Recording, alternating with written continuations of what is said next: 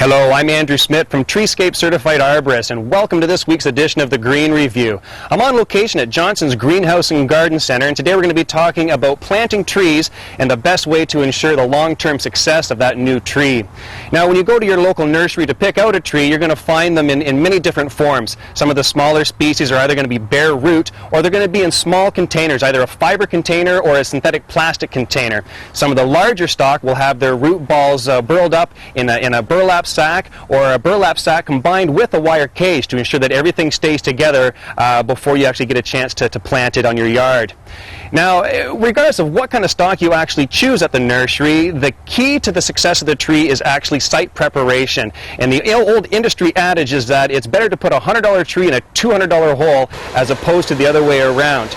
So the first and foremost, the biggest thing we want to make sure is that we dig the hole properly. We want to dig a shallow and a broad hole. So we want to dig the hole as deep as the actual root system is on the tree, but we want to dig it nice and broad, probably even 2 times as big as what the root ball is, so that we can make room for those roots to grow out in the future. We want to also identify the trunk flare, and on these trees next to me here we can see this. This tree here, you can see how it comes down nice and straight, and then at the bottom it flares out. And the same on this tree here. And it's at this point where it flares out that is very critical in planting a tree. We want to make sure that where it flares out, that's right at ground level. On this particular specimen here, we can see that in the purposes of the nursery stock in this pot, it's actually planted a little bit too high. This flare is quite a bit above the ground level, whereas this one, the root flare comes down and broadens out right at the ground level, and that's where we want it. It's okay to have the tree planted a little bit high, because over time it will settle out and it probably will be just right.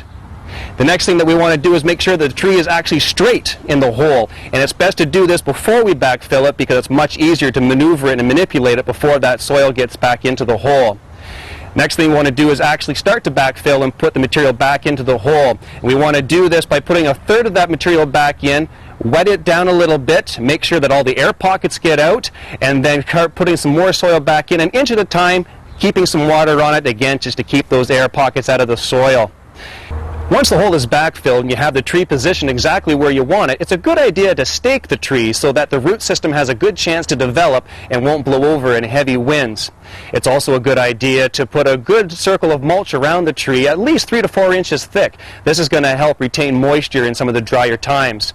You can also cover the trunk of the tree with a loose, breathable material to deter animals from eating the bark.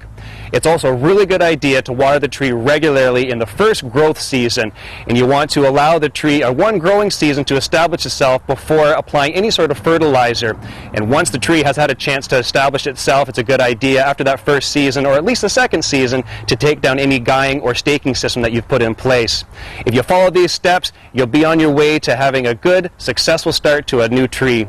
Until next week, here's your point to ponder.